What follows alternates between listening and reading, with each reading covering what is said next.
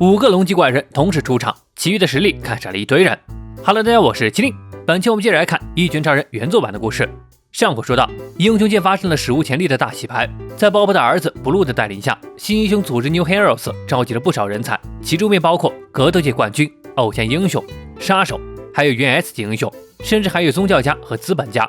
可很快，宗教家和资本家的先后暴毙被金属球棒发现了端倪。为了调查其中隐秘，球棒决定独自去探寻一番。而此时的城市里也迎来了新一轮怪人的袭击，并且史无前例的同时出现了5只龙级怪人。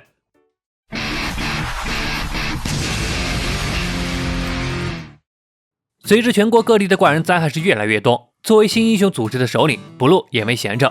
眼前的怪人是一只诡异的大螃蟹甲壳王，实力不弱，将他的队友们全都打趴下了。穿着协会特制作战服，Blue一个箭步躲掉了怪人的攻击，接着一顿猛攻直击怪人脑袋。但不愧是鬼级怪人，这脑袋跟个铁块一样，眨眼间就用大钳子夹住了他。常年都是通过模拟战进行训练的，这还是他第一次迎战鬼级怪人，这才知道原来鬼级就这么强吗？难怪英雄协会的英雄们会陷入苦战。话虽然这么说着，但他手里亮起的光芒直接便斩断了怪人的钳子，随后握紧拳头置于胸前，摆出了一个帅气姿势。伴随着环绕周身的电流声，一个巨大的能量炮汇聚在拳头上，隔空轰向了怪人，名为重拳加农炮。解决了甲壳王后，其身后跟着的一群小弟们，狼藉的甲壳人就简单多了。没过一会儿就结束了战斗，赶紧通知组织派医疗队来。通话那头的负责人独眼表示，他已经通过街上的监控器看到了急救无人机几分钟便会到达，并询问起 Blue 亲身和怪人作战有何感想。Blue 表示，和模拟战相比多了很多不确定因素，没法保证能100%打赢，所以打起来就无法保留实力了。另外还请告知其他人，绝不能因为有战斗服就掉以轻心。话音刚落，手里的警报器又响了起来，战斗服还有电，于是他立马赶往了警报现场。与此同时，英雄协会本部召开了紧急会议，因为此刻的新闻上全都是关于新英雄组织 New Heroes 的报道。他们协会的英雄虽然全都出动了，但根本就没有好的战果。有明白人无奈的表示，也不是英雄们的问题，现在的怪人是越来越强，他们还能挺身而出已经是很不错了。造成这样的局面，只能说是 New Heroes 太强了。一方面，他们将重心放在辅助上，实在是太过出色，同时还拥有着极具领导魅力的领袖们。而反观他们英雄协会，曾经也有优秀的领袖，例如童弟和假面，但如今一个倒台，一个离开，再加上协会顾问们完全偏向于讨赞助商的欢心，对于一个英雄组织来说，照这样下去，他们的支持者全都会倒戈。就在此刻，窗户外边似乎传来了吵闹声，估计是前来反馈意见的群众吧。本着确实该打开窗户听听意见的原则，他们这次发现来人竟然是一群职业英雄，正举着牌叫喊着反对土鳖英雄称号，请尊重人权。原来他们都是一些被取了奇葩称号的英雄，尤其是中间能拿着大喇叭喊叫着，你们凭什么叫人家秃头披风？要是不向我们道歉的话，小心我砸了你们诅咒。关于奇遇为什么会出现在这些抗议者团体里，还得说回几天前。因为新英雄组织 New Heroes 的大肆挖角，邻居3人组强鹰、锁链蛤蟆和蝴蝶 DX 也都收到了邀请。对于这新组织的各种福利和发展前景，完全没有不跳槽的借口。可要是他们都跳槽了，那谁来照顾波奇呢？在一旁替几人摆摊起的黑金是乐了，没想到这个怪人评出的节骨眼，英雄们竟然闹起了内讧。对于这个新组织，他倒是和人类有着不同看法，就算统帅的再好，也不可能敌得过他们金字塔尖的怪人。而曾经的英雄协会可怕就可怕在他们赋予了像龙卷、奇遇这种绝不能放任不管的怪物自由行动的许可，所以对他们怪人来说，新组织的出现削弱了英雄协会的实力，只要继续忍耐，反击的时候迟早会来临。就在此刻，奇遇散步回来，顺便买了点狗粮。看着奇遇买的狗粮，气得当妈的蝴蝶 DX 怒骂道：“波奇平时吃的可不是这个，就算贪便宜也要考虑营养平衡啊！”说着就受不了，决定亲自去买点像样的狗粮回来。索尼蛤蟆也表示，顺便去买个玩具回来，上次那个被波奇玩坏了。强硬询问起奇遇，他有受到新英雄组织的挖角吗？奇遇还没回应呢，突然间身后传来了整齐划一的声音：“黑级英雄秃头避风侠先生，我们诚邀您成为我们的候补干部。”一听这话，可给强硬简直惊呆了。奇遇这一上来就是干部待遇吗？也太牛了吧！可紧接着，我们是英雄名受害者组织，被取了莫名其妙英雄名，如今为了让协会向我们道歉并改名而集结于此。C 级198位醉汉， C 级83位假发战士， C 级385位红鼻子， C 级160位闷骚色博士， B 级100位大色狼。他们在一级英雄里听说了秃头披风侠的名字后，便前来邀请奇遇加入他们的组织，去讨回公道。所以事情就是这么简单。自觉英雄名不堪入耳的奇遇跟着大部队来到了英雄协会，发起了抗议。这一幕被新加入协会的水浒见照，心想着他可不想成为那样的英雄。就在此刻，协会总部突然拉响了警报声，紧急通知所有总部以及英雄公寓的市民们前去避难。刚刚已经确认各地区陆续出现了5起灾害等级龙级的怪人。龙级一词是惊呆了在场所有人。很快，包括 S 级英雄背信尊者和魔鬼改造人在内，总部所属全部英雄全军出击。协会负责人西奇甚至让赶紧联系 New Heroes 请求合作，这种人命关天的时候可不能再窝里斗了。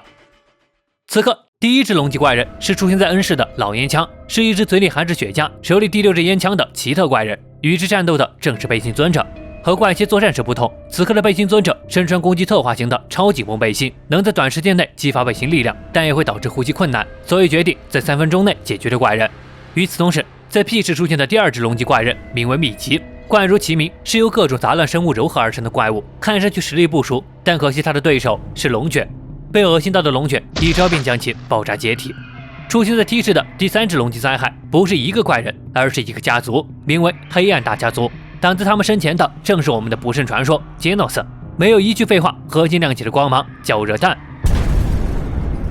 第4只龙级怪人是出现在 L 市的双头慢龙，他的对手正是匆匆赶来的 New Heroes 首领 Blue。怪人吐出的腐蚀性液体让他根本无从下手。而最后一只龙级怪人出现在了 Y 市，名为机神米拉。不出意外，应该和机神祭物和祭祀是一个系列的，但能被评判成龙级怪人，实力自然是超过了祭祀和祭物。而赶来阻止他的正是英雄协会的新人水龙的妹妹水虎。机神瞅了一眼，发现数据库里没有这人的数据，根本没有放在眼里，让他赶紧把 King 叫来。果然是来给机神小弟报仇的吧？水虎根本就没有理会怪人，直接就冲了过去。同一时间，5个龙级灾害地区的战斗都打响了。背信尊者一边打了好半天，虽然对老烟枪造成了伤害，但没能彻底击败他。如今老烟枪所吐出的有毒2手烟逐渐弥漫开来，令他的腰腿都快使不上劲儿了。再这么下去，不仅是他，恐怕整个城市都将遭到毒烟的侵蚀。所以他决定解除背信的限制，将肺活量提升到极致，把所有的毒烟全部吸到肺里。后果怎样已经不是他能考虑的了。为了保护城市，他只能这么做。可就在这关键时刻，一记快如闪电的踢腿狠狠地踹在老烟枪头上，正是闪光 Flash 的波涛锋刃脚。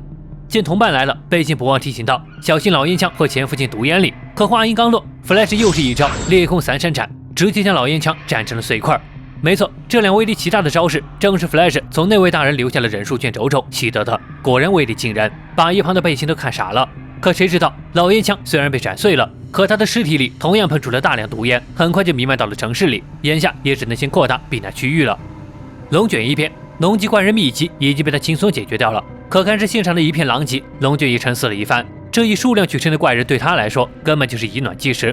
不过在他把怪人全部击扁前，周围的建筑已经遭到他们的撕咬。难道说目的只是为了破坏吗？如果再不想想应对方法，这样破坏下去，人类可承受不起了。再看杰诺斯一边，不胜传说终于是打赢了。虽然让他陷入了一番苦战，最终以缺胳膊断腿的惨烈姿态才赢下来的，但好歹是他头一次独自战胜龙级怪人，终于他变强了。可如今怪人的实力越来越恐怖，要是每天都这么惨烈，再给他几条命都不够用呢。就在这时候，有人发现了杰诺斯，突然有人喊叫着：“快看啊 ，New Heroes 的人赶到了！”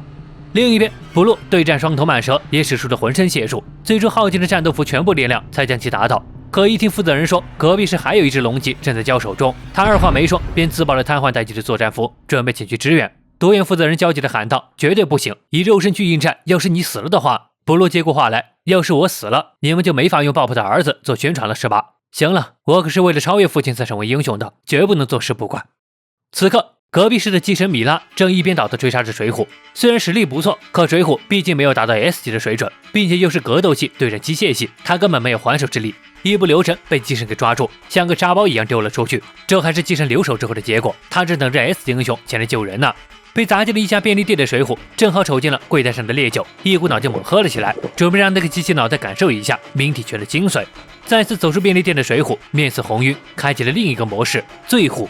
检测到水虎的饮酒反应，还以为他是自暴自弃了，可下一秒机神就被一脚踹在脑袋上。没想到这人的行动模式发生了巨大的改变，就连拿手绝招冥体攻龙拳都是倒立着用脚趾出道，噼里啪啦间就是无数脚踢在机神身上。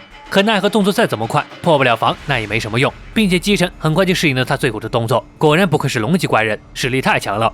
可突然间一道锁链将机神脑袋给缠住，接着一记高跟鞋踢腿就砸了下来。没错，来人正是其余的好邻居锁链蛤蟆和蝴蝶 DX。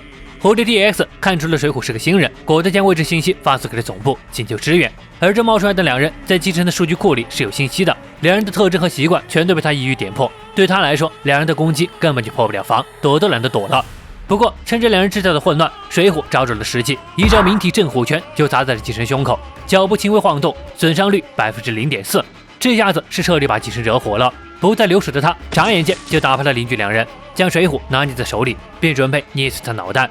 就在千钧一发间，身后传来了英雄的声音，总部派来的支援终于是赶到了，正是英雄民受害者组织。此刻的奇遇已经完全融入了团体，混在热血沸腾的人群里，一块冲了过去。水虎喊叫声让他们赶紧逃，对上这家伙是毫无胜算的。可话音刚落，几人便已经出手了。希望改名为魔法巧手的大色狼，攻击方式是将拳头喷射出去；希望改名为赤色闪电的红鼻子，攻击方式是蓄力重拳；希望改名为年轻侠的醉汉，摇摇晃晃的仅限是长出了6只手臂；希望改名为黄金之妻的假发战士，是以膝盖攻击为主；希望改名为战斗天才外科医生纯白骑士的闷骚色博士，手术抓在其手里就是作战利器。一堆滑稽的攻击落在寄生身上，搞得他是越来越火大。这些杂鱼是来羞辱他的吗？说着便准备让他们见识见识什么才是真正的华丽。一发能量炮直接洞穿了数栋大楼，并且在寄生的每一只手上都亮起了同样的光球。刚才还气势汹汹的大伙儿被吓得扭头就跑，这种级别的对手根本就没法打。只有奇遇愣在原地，不是说好一起表现表现，好回去申请改名吗？看着眼前没有逃跑的秃子，寄生用能量球将奇遇团团围住，并表示：“你是 A 级啊，外貌和名字都弱爆了，我对你可没什么兴趣，消失吧，秃头披风。”谁尼玛是秃头披风啊？还没跑远的众人见奇遇一拳就干飞了怪人，又回头来赞扬起奇遇，不愧是组织的干部，太厉害了。说着还和奇遇一一击掌，气势高涨，便准备去下一个城市表现表现。不过这离谱的一幕还是有人发现了不对劲，红鼻子还以为出现了幻觉，秃头披风先生这强的也太过头了吧。邻居两人也目睹了刚才的一幕，果然强一说的没错，奇遇太强了。还有捏着脸蛋不敢相信的水虎和刚赶来的不露，这不是前不久带走甜心假面的男人吗？他似乎看到了不得了的东西。好了，到这里就是异血原作版第19篇的全部内容了。5只龙级怪人的出现将城市破坏的满目疮痍，似乎预示着一场更大的灾难在悄然降临。而奇遇一拳干掉龙级灾害的恐怖实力也被更多人目睹，其中甚至包括新英雄组织 New Heroes 的首领。这么一个实力爆表又鲜为人知的人才，想必不露是一定不会放过的。而只身一人前去调查新组织背后秘密的金属球棒，又遭遇了怎样的危机呢？那么喜欢本期视频的别忘关注和订阅哦，在主页和简介区还能找到重制版的解说。本期视频到这里就结束了，我是麒麟，我们下期再见。